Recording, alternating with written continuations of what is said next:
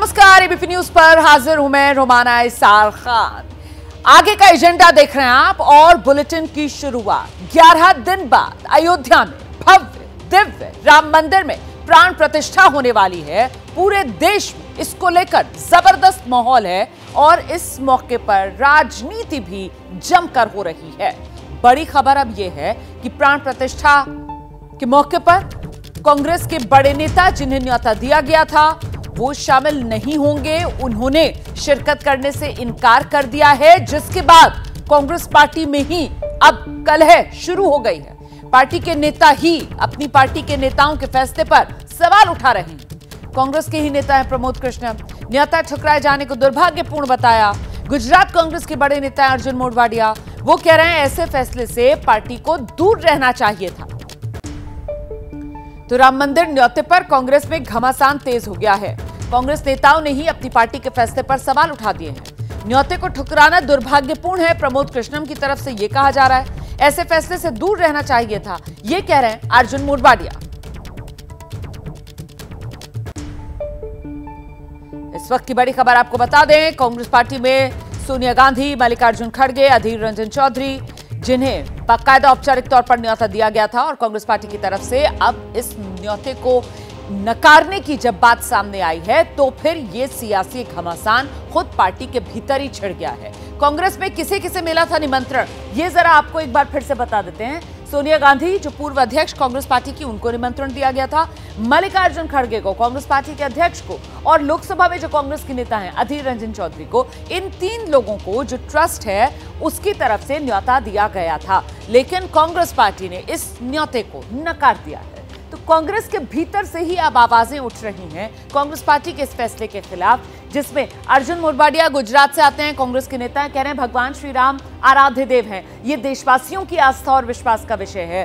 Congress party अपनी party को tag किया, उन्होंने कह रहे हैं उसको ऐसे राजनीतिक निर्णय लेने से दूर रहना चाहिए था। प्रमोद कृष्णम है, कांग्रेस के नेता हैं, कांग्रेस के सिंबल पर चुनाव लड़ चुके हैं पिछली बार लोकसभा का। वो कह रहे हैं श्री राम मंदिर के निमंत्रण को ठुकराना बेहद दुर्भाग्यपूर्ण और आत्मघाती फैसला है। आज दिल टूट गया।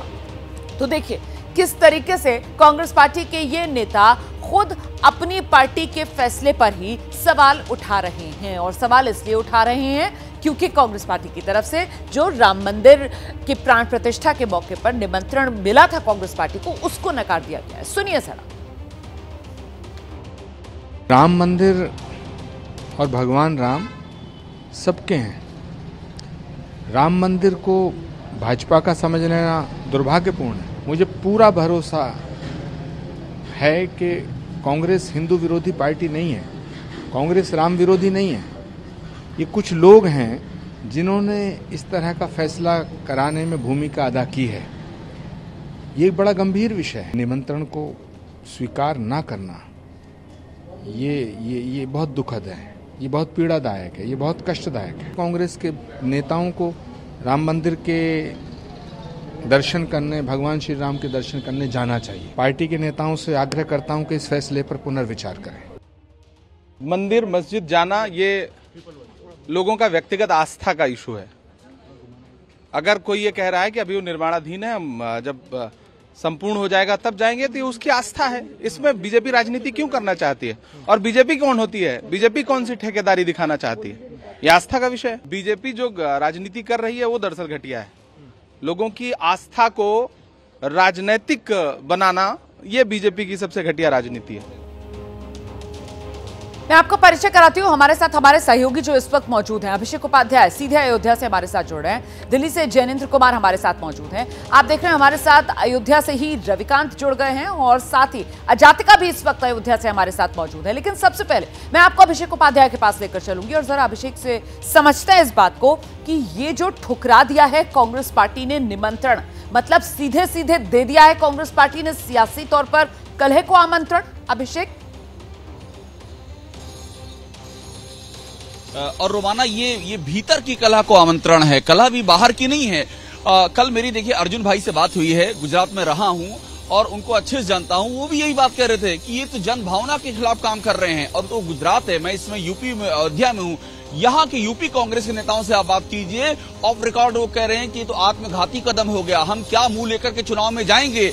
और हमको जब ये कहा जाएगा कि ये राम विरोधी हैं, जो एक पुराना जो राम काल्पनिक है, राम सेतु, तमाम सारी चीजों को हम किनारे करके एक नए नैरेटिव पर आए थे, तो न्याय यात्रा राहुल गांधी की चलेगी और साथ में ये चलेगा कि ये तो राम विरोधी पार्टी है, तो हम उसे हिंदी बेल्ट में कैसे काउंटर करेंगे। तो हिंदी बेल्ट के जो नेता हैं वो इससे बहुत ही ज्यादा आक्रोशित हैं, दुखी हैं और उनको लग रहा है एक बड़ा पॉलिटिकल लॉस हो गया। ये इलेक्शन को देखते हुए, इलेक्शन एकदम सर पर है, उनकी अपनी संभावनाओं का भी नुकसान हो गया है। रोमाना। बिल्कुल अभिषेक, आप रहिए हमारे साथ। तो ऐसे में अब सवाल ये बनता है कि आखिरकार ये जिस तरीके की कलह को आमंत्रण कांग्रेस पार्टी ने दिया है, और जिस बात का जिक्र अभिषेक कर रहे थे ना कि कलह भी घर वाली कलह है, तो ऐसे में कांग्रेस क्या बोली, अब जरा ये समझना होगा आपको। मंदिर को सियासी प्रोजेक्ट बनाया गया, ये कहकर कांग्रेस की तरफ से इनकार किया गया है। जो निमंत्रण था उसको ठुकराया गया है कि साहब मंदिर को सियासी प्रोजेक्ट बना दिया है। दूसरी बात कांग्रेस की तरफ से कही जा रही है कि मंदिर का जो निर्माण का काम है वो पूरा नहीं हुआ है, वो अभी अधूरा है। और साथ ही साथ कांग्रेस कह रही है कि क्योंकि मंदिर में निर्माण कार्य पूरा नहीं हुआ है, अभी अधूरा है, चुनावी फायदे के लिए जल्दबाजी में उद्घाटन का काम बीजेपी की तरफ से किया जा रहा है। और ये पूरा का पूरा प्रोजेक्ट बीजेपी का है, सियासी प्रोजेक्ट है। इसी को आधार बनाकर कांग्रेस पार्टी की तरफ से इस निमंत्रण को ठुकरा दिया गया है। हम सीधे आपको लेकर चलेंगे। जैनेंद्र हमारे सहयोगी इस वक्त हमारे साथ मौजूद हैं। लेकिन जैनेंद्र, सवाल ये कि रामलला से दूरी आखिरकार सियासी तौर पर कांग्रेस की मजबूरी को किस तरीके से देखा और समझा जाएगा इस मौके पर? देखिए, इस मसले पर कांग्रेस में दो राय थी। साफ तौर पर एक वर्ग था, खासतौर पे उत्तर भारत के नेता, जो चाहते थे कि कांग्रेस पार्टी जो है वो 22 तारीख को कांग्रेस पार्टी लीडरशिप जो है, यानी मल्लिकार्जुन खड़गे, सोनिया गांधी, अधीर रंजन चौधरी, ये लोग प्राण प्रतिष्ठा वाले कार्यक्रम में शामिल हों। लेकिन पार्टी का दूसरा वर्ग, जिसकी संख्या ज्यादा है, उसका ये मानना है कि ये कार्यक्रम पूरी तरीके से बीजेपी आरएसएस स्पॉन्सर्ड कार्यक्रम है। और एक ऐसे वक्त में जब आपने ध्यान दिया होगा रोमाना कि सवाल उठाए गए 22 तारीख के कार्यक्रम को लेकर के, शंकराचार्यों में से एक शंकराचार्य के द्वारा इस टाइमिंग का इस्तेमाल करके कांग्रेस पार्टी ने अपना रुख न्योते को लेकर के साफ किया और साफ तौर पर इस कार्यक्रम को, 22 तारीख के कार्यक्रम को बीजेपी आरएसएस का इवेंट बताया। और साथ ही एक और बिंदु को हाईलाइट किया कि मंदिर तो अभी बना ही नहीं है, मंदिर अर्धनिर्मित है, चुनावी फायदे के लिए इसका उद्घाटन किया जा रहा है। इस मसले पर साफ तौर पर पार्टी द्वारा स्टैंड ले लेने के बाद एक दो राय जरूर उभरी है इसके खिलाफ। लेकिन पार्टी में एक वर्ग है जो अब इसको शंकराचार्य के बयान को के हवाले से पार्टी के स्टैंड को जस्टिफाई करने की कोशिश करेगा कि शंकराचार्य तक खुद सवाल उठा रहे हैं। ऐसे में कांग्रेस लीडरशिप अगर कार्यक्रम से दूरी बना रही है तो उसमें कोई धर्म विरोधी या राम विरोधी कदम नहीं है, ये नैरेटिव कांग्रेस सेट करने की कोशिश करेगी। मेरे सूत्र ये बता रहे हैं कि फिलहाल पार्टी लीडरशिप की तरफ से, पार्टी कम्युनिकेशन डिपार्टमेंट की तरफ से तमाम नेताओं को ये निर्देश दिया गया है कि जो बयान कल पार्टी की तरफ से जारी किया गया उसी को दोहराएं सवालों के जवाब में, उसके इर्द गिर्द और बयान देने से बचें और सवालों में उलझने से बचें, क्योंकि निश्चित तौर पर यह संवेदनशील मसला है। बीजेपी और मीडिया का भी एक सेक्शन जो है वो इसको गलत तरीके से प्रोजेक्ट करने की कोशिश करेगा, ये कांग्रेस को एहसास है। इसीलिए एक तो नेताओं को सोच समझकर बयान देने को कहा गया है, और दूसरी रणनीति है कि शंकराचार्य के हवाले से 22 तारीख के इवेंट को बीजेपी आरएसएस का इवेंट बताने की कवायद जो है वो पार्टी की तरफ से की जाएगी। जी बिल्कुल, तो कहीं ना कहीं धर्म वर्सेस सियासत वाला जो फर्क है वो दिखाने की कांग्रेस की तरफ से कोशिश की जा रही है, जो निमंत्रण ठुकराया है कांग्रेस पार्टी ने। लेकिन आखिरकार इसका चुनावी राजनीति में कांग्रेस को कितना फायदा, कितना नुकसान, ये तो आने वाले वक्त में ही पता चल पाएगा। इस सब के बीच कांग्रेस ने ये जो फैसला लिया है, बीजेपी आक्रामक हो गई है, बीजेपी ने तंज कसा है कांग्रेस के इस फैसले पर। कांग्रेस का चाल चरित्र सामने आ गया, ये कहना है भारतीय जनता पार्टी का। जनता कांग्रेस का बॉयकॉट करेगी, बीजेपी कह रही है। कांग्रेस ने भारतीय संस्कृति का अपमान किया, बीजेपी की तरफ से कहा जा रहा है। सुनिए। कांग्रेस का चाल, चरित्र और चेहरा कभी नहीं बदल सकता। ये वही कांग्रेस है जिसने भगवान राम को काल्पनिक बताया था। आज कांग्रेस ने अगर प्राण प्रतिष्ठा की समारोह की बाइकॉट किया है तो साफ दिखता है कि हिंदुस्तान की जनता भी आने वाले समय में इनका बाइकॉट ही करने वाली है। कांग्रेस पार्टी का प्रभु राम विरोधी चेहरा राष्ट्र के सम्मुख प्रस्तुत हो चुका है। सोनिया जी के नेतृत्व में जिस पार्टी ने कोर्ट में दस्तावेज दिया था कि भगवान राम का कोई अस्तित्व नहीं, और अब इंडिया अलायंस के नेताओं द्वारा प्राण प्रतिष्ठा के पुण्य आमंत्रण को ठुकराना उनकी सनातन विरोधी सोच को दर्शाता है। श्री राम हमारे आराध्य हैं, प्राण हैं, भगवान हैं, और भगवान श्री राम ही भारत की पहचान है। राम मंदिर में प्राण प्रतिष्ठा के निमंत्रण को अस्वीकार करना भारत की पहचान को अस्वीकार करना है, भारतीय संस्कृति को अस्वीकार करना है, और इसीलिए तो कांग्रेस कहीं की नहीं रही। मैं बड़ी स्पष्ट रूप से कहना चाहता हूं कि जो पहले से राम जी को मानते ही नहीं थे, काल्पनिक मानते थे, वो लोग आज जाना चाहते नहीं तो बहाना कुछ भी कर लीजिए।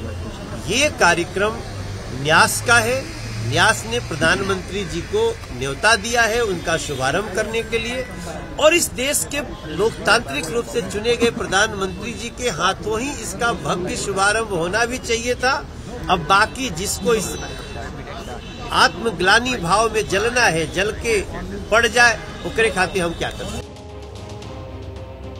तो बीजेपी के नेताओं को आप सुन रहे थे जो जमकर बरस रहे हैं कांग्रेस पार्टी पर, और कांग्रेस ने ये जो रामलला मंदिर प्राण प्रतिष्ठा के मौके पर जाने का निमंत्रण ठुकराया है, कांग्रेस के इस फैसले से संत समाज भी नाराज है। हालांकि देखिए, कांग्रेस की तरफ से आधार शंकराचार्य के बयान को बनाया जा रहा है कि मंदिर अभी अधूरा है, सियासी फायदे के लिए इस मंदिर का जल्दबाजी में उद्घाटन किया जा रहा है। लेकिन कांग्रेस के फैसले से संत समाज का बड़ा तबका नाराज। कांग्रेस ने राम के अस्तित्व को नकारा है, ये कह रहे हैं सत्येंद्र दास जी। कांग्रेस को बुलाना ही नहीं चाहिए था, ये कह रहे हैं महंत राजू दास जी।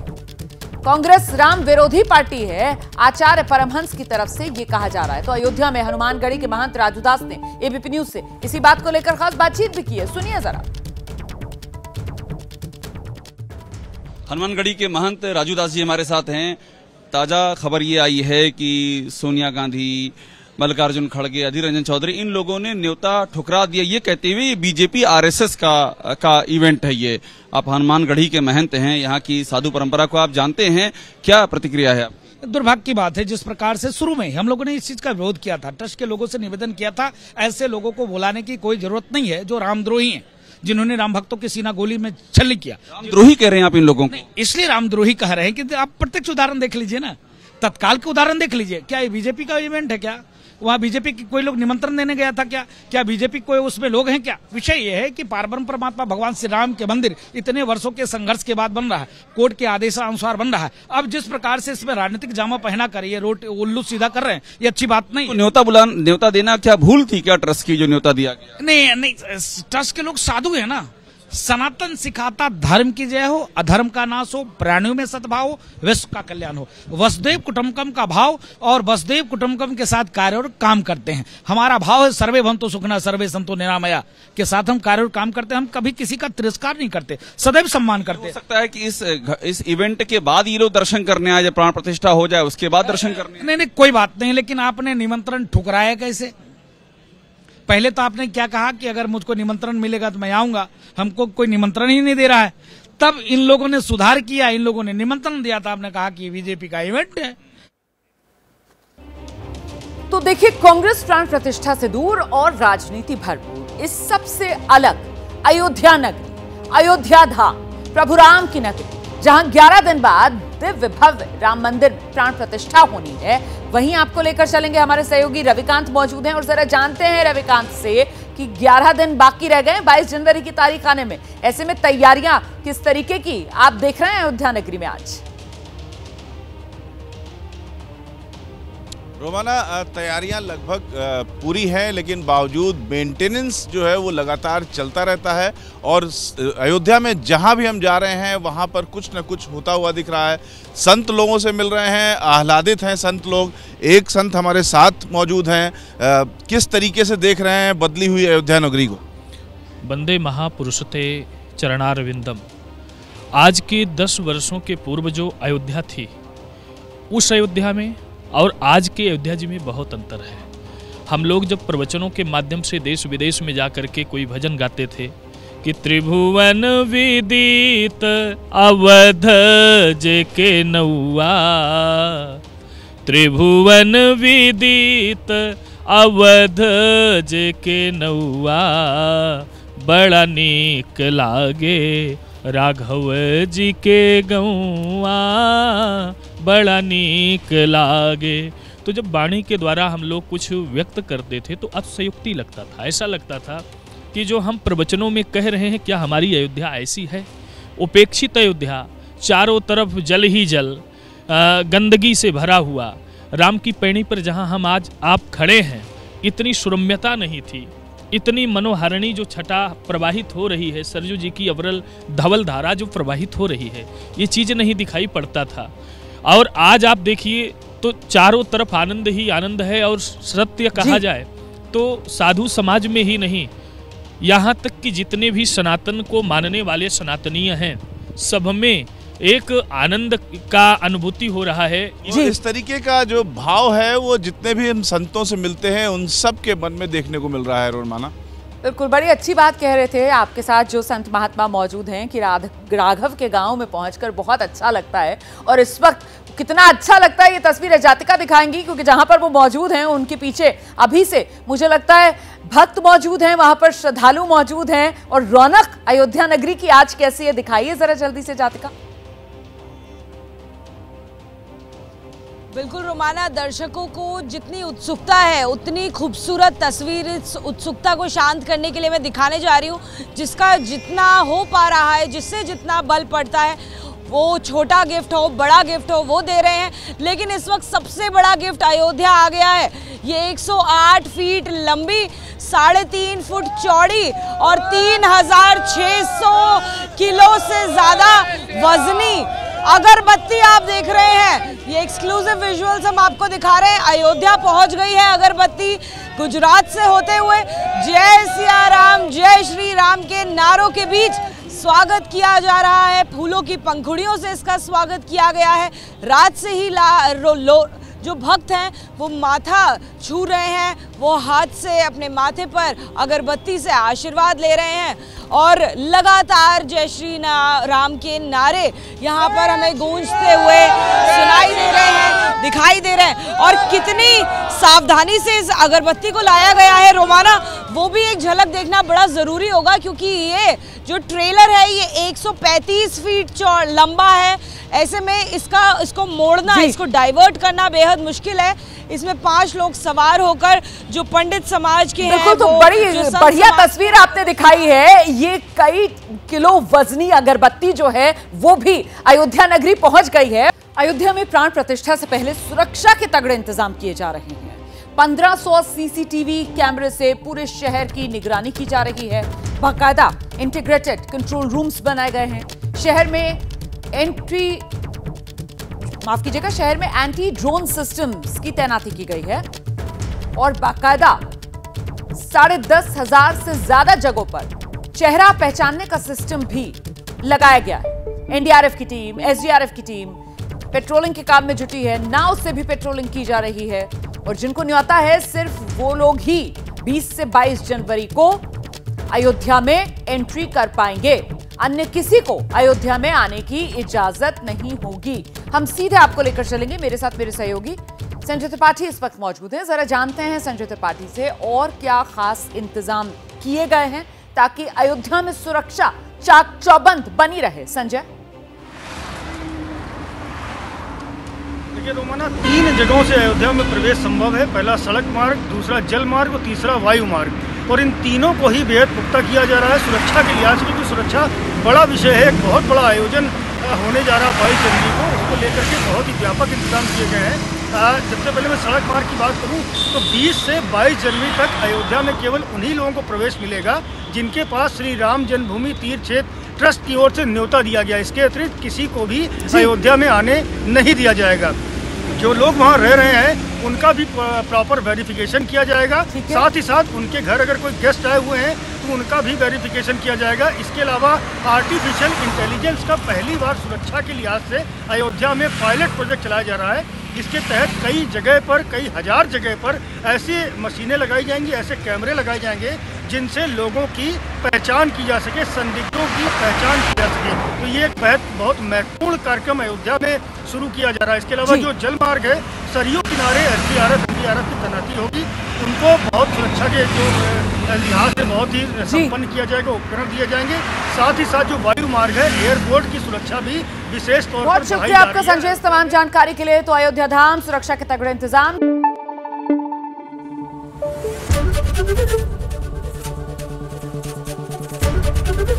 एबीपी न्यूज आपको रखे आगे।